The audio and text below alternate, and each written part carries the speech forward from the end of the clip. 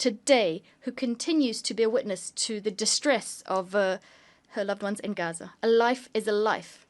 We are duty-bound, all of us, to protect each other.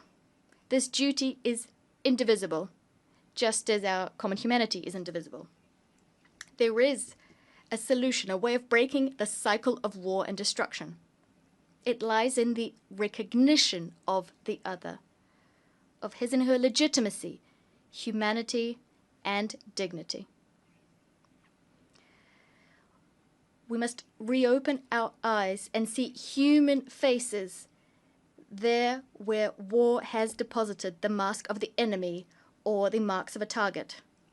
We must recognize that Palestinians and Israelis are living in twin solitude. The solitude of the Israelis following the historic nightmare of the 7th of October 2023, and the solitude of Palestinians. Palestinians at their wits' end in the face of this ceaseless war. The time has come. Because the worst could still come to pass.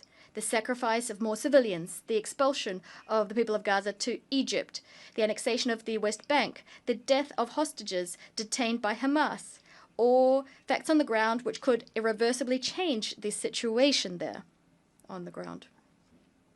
This is why, this is the very reason that today, here in this chamber, we must pave the way for peace, because since July of last year, developments have accelerated, and at this point, we have reason to fear that the Abraham Accords, the Camp David Accords, could be called in question by Israel, and that peace would become impossible for a long time yet in the Middle East. It thus falls to us this historic responsibility. We must do everything within our power to preserve the very possibility of a two-state solution. Israel and Palestine living side by side in peace and security. The time has come. This is why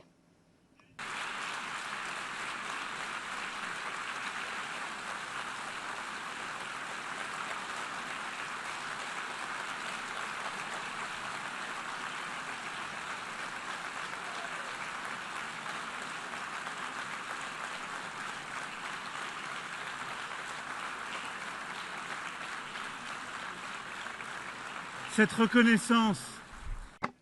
This recognition is a way of affirming that the Palestinian people is not a people too many. On the contrary, this is a people who never says goodbye to anything, as Mahmoud Darwish